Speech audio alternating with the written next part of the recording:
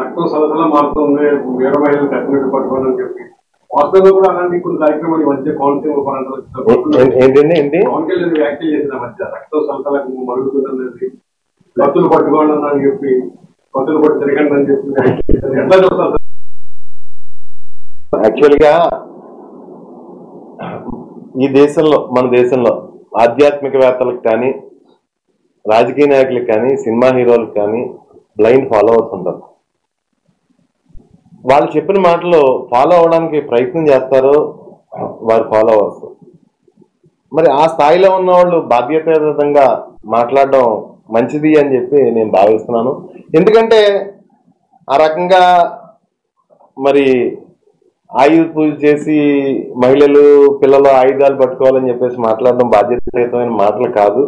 ఒకవేళ నా పిల్లలే కనుక అలా కానీ పట్టుకుంటే మేము తీవ్ర మానసిక క్షోభకు గురవుతాం. మరి అది దయచేసి రాష్ట్రంలో ఉన్న తల్లిదండ్రులు కానీ లేకపోతే వారు కానీ ఒక్కొక్కసారి పునరాలోచించుకుని ప్రజలను ఆ విధంగా ఆయన స్పీచ్లతో మోటివేట్ చేయడం మానేవాలని చెప్పేసి కోరుకుంటున్నాం.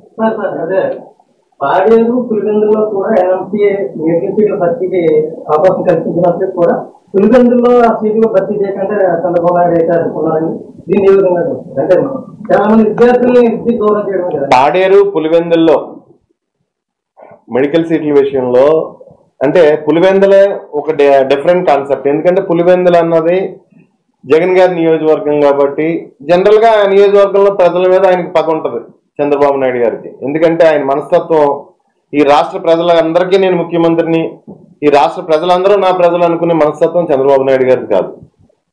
నాకు ఓటు వేసిన వాళ్ళే నా మనుషులు, నాకు ఓటు వేసిన వాళ్ళు నాకు పగవాళ్ళు అని, లేదంటే పేద ప్రజల విషయంలో కూడా అతనికి ఒక వేరియేషన్స్ చూపిస్తుంటారు. డెఫినెట్ గా పులివెందుల్లో మరి ఎక్కడా ఎరగని విధంగా చూసాం మనం. మరి ఇతర రాష్ట్రాల్లో మాకు ఇన్ని మెడికల్ సీట్లు కావాలని చెప్పేసి సెంట్రల్ గవర్నమెంట్ చుట్టూ తిరిగే పరిస్థితి మనం చూస్తున్నాం. మరి మన రాష్ట్ర